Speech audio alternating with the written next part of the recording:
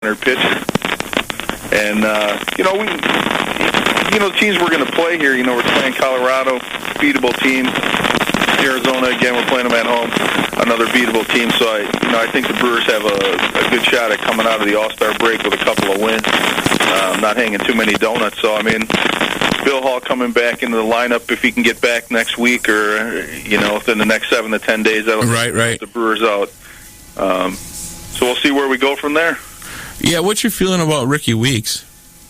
Well, he's a guy that's kind of struggled a little bit on offense. I don't think he's your prototypical leadoff hitter because he takes, I would say, he takes too many bad swings. He's not patient at the plate. He doesn't get a lot of walks. But when he is on base, then he can do some damage. He can steal some bases. He can go first to third.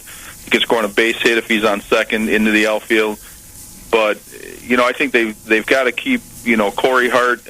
He's probably going to be your leadoff hitter, and you got to move Ricky Weeks down a little bit. And it just seems at times, like the Brewer games I've been to, it just seems like Ricky gets into a situation where maybe he's just not paying attention to what's really going on in the game. He's walking around, he's looking out in the outfield, he's looking up in the stands.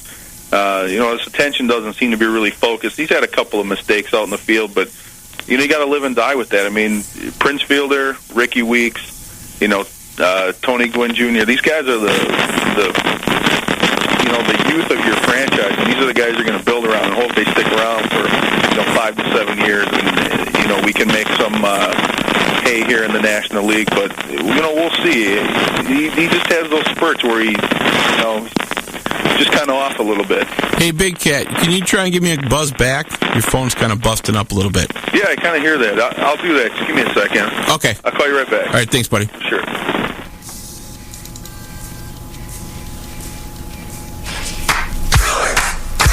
Keep turning up the heat.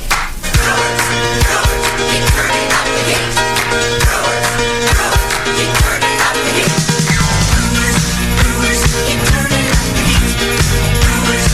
heat. You there, Big Cat?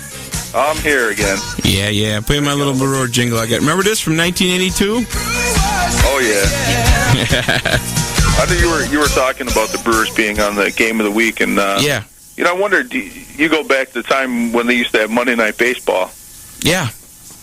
Yeah, it used to be a good time, and they just, did away with that as well, and it's kind of a disappointment in a way, but, baseball is not as highly watched anymore as it used to be on TV. There's just so many other things jamming up the airwaves that I don't think people are going to spend 2 to 3 hours sitting around watching a baseball game. So I can understand why they took that off the air, but it's always good to see our Brewers get a little bit of recognition. Oh, yeah, to see 4 of us, like I was mentioning, the All-Star game last year. And not only that, there were a couple ex-Brewers in there. There was a lot of Brewer feeling at that All-Star game this year. Definitely. It was good. We watched a little bit of the home run derby on Monday night. And the wind was kind of swirling and blowing in a little bit from right, so it hurt Prince Fielder in that respect. But it's good to see him come out there, and you could see the other kids that were out in the field, and some of the other players came up and gave him a lot of congratulations. And he said, it was a really good time to be recognized, and everybody really showed him a good time, paid him a lot of respect. So that's really good for not only Prince Fielder, but also for the Milwaukee Brewers and the city of Milwaukee. Yeah, what's your feeling a little bit about, the home runs are down this year. I think I hear that they always tighten the ball up a little bit. I think it might be a little softer ball this year. Well, I think they're trying to take steroids out of baseball. Yeah. Well, we talked about this a couple of friends of mine and I, when we went to a couple Brewer games years ago, and we used to show up early and, watch them take a little batting practice and whatnot. And we did get a couple baseballs then, and a couple of them have baseballs this year that I've seen. Now 3-4 years ago, even 2 years ago, the baseballs were like rock-hard marbles. Okay. They were seriously, you couldn't even, I was taking my fingernails and trying to dig into the skin of the baseball, really trying to get in that leather, and you really can't get into that leather. Now it seems that the outside of the ball, it has a little bit more give to it, which is definitely going to, impact the flight of that baseball. But, it's just like, it's everything combined. I think, baseball's trying to cut down on the steroid use and other performance-enhancing drugs, and they do. And I think baseball does change the makeup of the baseball from year to year to year, and it's definitely impacting the home runs.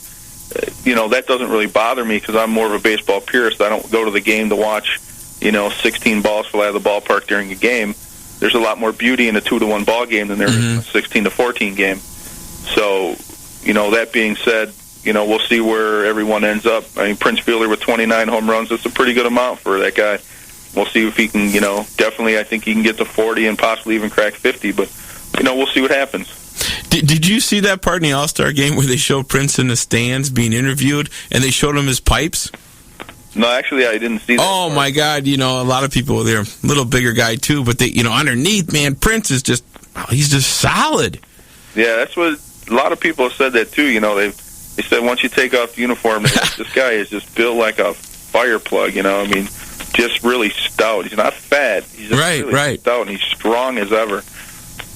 And, I was kind of, I don't know if I would say happy, but, just kind of worried about that home run hitting contest. That sometimes I heard that these players after that, they get in a little funk, a little pattern trying to kick them out all the time for the All-Star game and then come back the second half of the season and flounder a little bit. And I guess my point on that is I was hearing a baseball guy talking about Fielder. Fielder's a hitter.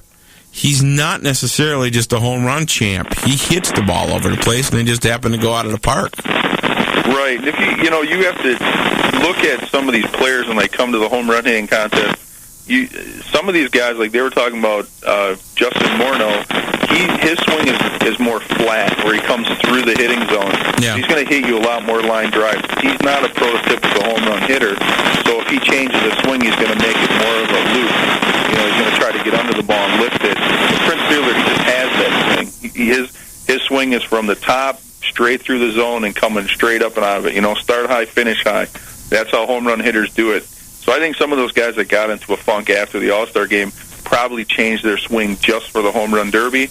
Yeah. And they have to spend hours and hours and hours going back to the cage to get away from having that upswing. And maybe some of them have a flatter stroke, so that's what they need to do is get back to that flatter stroke. But I don't know that it's going to affect Prince Fielder that much, or for any hitter that has more of that upward swing, start high and finish high. So he's just got a good swing regardless. I mean, he's definitely a hitter. So, we'll see where it goes from here. But I think good things are still going to come his way for the rest of this year. Andy, I only saw Prince Fielder. I just went over from the studio to watch at State Street Broads to watch when he got up. So, anyways, what I was saying is the pitches he was getting were horrible. Yeah, I don't know if you caught it. I know I caught it, and I'm pretty good at picking things up. But he kept saying, "Bring it into me a little more." Yeah, because they were pitching him like outside into the middle, and he wanted it more, inside and a little bit lower, like the middle of the thigh per se, and on the inside, because that's where his power is because of his swing. And then a couple minutes, went by, and I heard Dusty Baker go, "Why are you saying, bring it in a little bit?" Once the ball came in a little bit, he rocketed one right on into center field. So that's what you have to look for. Is, you have to have a guy that's going to pitch into your zone as well. I mean, the sun was a factor as well, because I heard a lot of other players say they couldn't really see the ball because they're in the shadows. Okay. And the ball's coming from the sun into the shadows. Now, the difference here is that they move the screen up in front of the mound, and then if you're throwing at about a 3/4 toss, it's still like hitting, based on the speed of your throw and the distance, it's still like hitting an 80 to 85 mile an hour pitch. You still have to be ready. So when the ball was coming in, he was having trouble seeing it coming from the sun and into the shade. But then, it was outside. Some of them were high in the middle, and that's not where he was going to generate any power and hit them out. Right. And, he kept saying, "Move it into me," and he was stepping up to the plate a little more. I noticed that he did step towards home plate a little bit more, but then once the ball came inside, he backed off to where he wanted to stand in the batter's box. Yeah, you're busting up again there, buddy boy. It's got to be the Madison connection. I bet you it is. I don't know. We're building a new studio down here on campus. We're moving to a new place in about a year and a half, so... But, hey, was that one pitcher pitching to Prince Fielder? Did he do all the All-Star players for the hitting contest? No, actually, you're allowed to bring your own pitcher. Okay. And I don't know if you noticed that when Matt Holliday was up there, he actually brought his brother to pitch for him. Okay. Albert, or not, was it Albert Pujols? Yeah, Albert Pujols. He brought McKay with him, and I think Vlad Guerrero had his normal batting practice pitcher. Right. So, you're allowed to do that, to bring whoever you want. And a lot of times these guys, they just bring the coach that throws them batting practice so that it's the same routine. They're looking at the same pitches, and that pitcher knows where you want it, how fast you want it, and whatnot. So it's a little more comfort factor. Right. I was speaking to my dad about that. Do you think maybe they should just use like those pitching machines? So it'd be. Those things are, with regular normal baseballs, they're pretty inaccurate. Oh, really? Because they don't always grab the seams correctly. And a ball can gyro a little bit. It can curve. It can hook. It can rise. But this way, I mean, if you're throwing a four-seam fastball, to the guy, it's just going to float in there each and every time, pretty close to the same trajectory, the same speed. Mm-hmm. It'll vary a little bit, but pitching machines, I don't think that's where you need to go with that. That takes that takes a little bit of the element out of the whole home run hitting contest. Mm-hmm. Now, Andy, you're still playing ball, right? I am, yes. Are you what position? Are you a catcher or? No, actually, I pitch and I play third base. Oh, cool. So I know a little bit about bringing heat. Sure. Where you guys play, around the state or just in the Milwaukee area? Well, we have just in the Milwaukee area. We have a couple of diamonds that we play at. We do have a tournament that we go to every year. It's up in St. Paul, Minnesota. It's called the Hiawatha Summer Slam. Mm-hmm. And it's in Austin, Minnesota. At a couple of minor league ballparks, so we get into that. But you can go travel all around the country to hit the World Series for it's called the Men's Senior Baseball League. Okay. In Arizona in the fall. And they have kickoff classics at Disney. They have a Caribbean tournament. They have a Puerto Rican tournament. So, I mean, it's a nationally affiliated league, so you can just send your name in, show up in one of these cities, and be in a pool that other teams that may be short or maybe want to need other players, maybe pitching or outfield or whatever, they can draw your name out of there and put you on their roster, so you don't necessarily have to be connected to a team. Yeah, how fast are you guys pitching in that league? Is that getting up to like 80 miles an hour? You have any idea? There's a couple guys that throw, in our league we have two guys. One of them was, I think he made it all the way to Double-A. We have another guy that made it, he just played Single-A ball.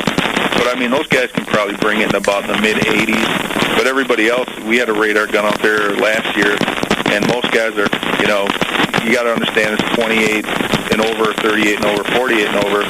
You're talking anywhere between like 58, 60 miles an hour to about 75, 78.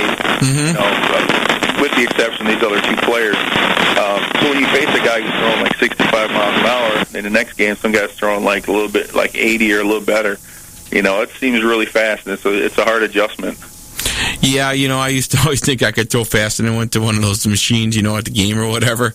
I think I got it up to like the 65 or something like that. I mean, we actually, our team, and we laugh about it too, because we notoriously do well against what they consider soft throwers. Guys that throw a lot of junk, change-ups, curveballs, sliders. When you get against the guys that can throw pure heat, you tend to, you stick the bat out there, the ball goes a better distance. So we score, on average, probably a couple more runs against them than we do against someone who's a softer thrower. And that's just kind of like how the league is. You don't have to be a strikeout pitcher. You just have to be good with your location and, produce a lot of ground balls. So it's fun. It definitely is fun. It's still a challenge. And, sure. We do the best we can, and, we win a few, lose a few, and at the end of the day, everybody's drinking a cold one. Hey, speaking of the soft one, do you remember in the day when they used to, I think it was the Oofus pitch? Or they used to throw it to Gorman Thomas? Oh, yeah, the Ephus. The Ephus pitch? Yeah, they threw it up there, and boy, he looked silly when he was trying to swing at that thing. Oh, I don't think if anybody out there knows what this is. It's basically like a softball pitch. Pretty close to it. I mean, you really put some loft on it. I would gather that pitch is probably coming in only at about 45 miles an hour, if that. I mean, they lob it up there. Slower than a knuckleball. Yeah, that Gorman, man, it just drove him crazy. Yeah, that'd drive anybody crazy. If you ever saw it coming, your eyes would get so big, and you're telling yourself, be patient, and you still are way out in front of it. Yeah. That's one thing about the home run hitting contest is, the ball is not coming in very fast, I guess, should I say. Like in a normal game, when you got a guy bringing up 95 miles an hour, that's half the momentum that puts it out of the park.